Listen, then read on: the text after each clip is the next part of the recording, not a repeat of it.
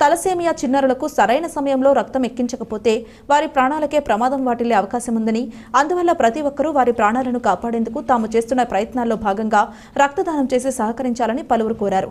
స్థానిక నందం గనిరాజు జంక్షన్లో ఉన్న Magna mother and child care ఆసుపత్రిలో శనివారం రక్తదాన శిబిరం జరిగింది. జైన్ సేవా సమితి, NTR memorial trust, GSR foundation, Magna ఆసుపత్రి సంయుక్తంగా ఈ రక్తదాన శిబిరాన్ని నిర్వహించారు.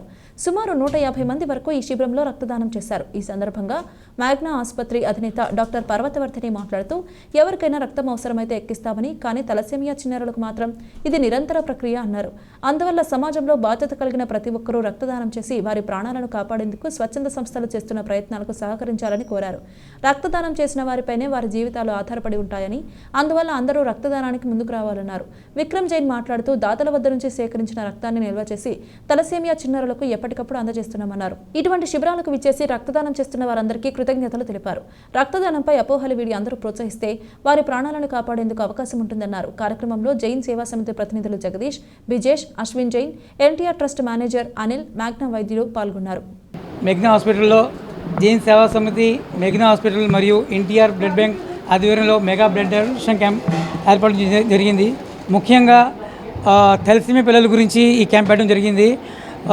సుమారుగా ఈస్ట్ వెస్ట్ గోదావరిలో 300 మంది పిల్లలు ఉన్నారు.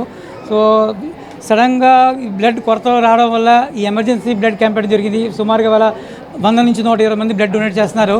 సో బ్లడ్ క్యాంపే కాదు, ప్రతి ఒక్కరు కూడా ఒక సామాజిక బాధ్యతగా ఈ తలసేమియా పిల్లలకి ప్రతి 18-20 రోజులకి బ్లడ్ అవసరం. సో మీరు అందరూ కూడా ఈ యొక్క సమాజ బాధ్యతను అర్థం చేసుకొని, ఈ పిల్లల యొక్క బాధ్యతను అర్థం చేసుకొని ప్రతి ఒక్కరు కూడా వాలంటరీగా బ్లడ్ క్యాంప్కి వెళ్ళి బ్లడ్ డొనేట్ చేయాలని మరీ కోరుకుంటున్నాం. Thank you.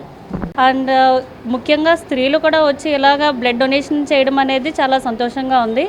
తలసేమియా పిల్లలు మేము చాలా చూస్తూ ఉంటాం. మా హాస్పిటల్లో ప్రతి 15 రోజులు 20 రోజులకి అనేది బ్లడ్ పెట్టాల్సి వస్తుంది.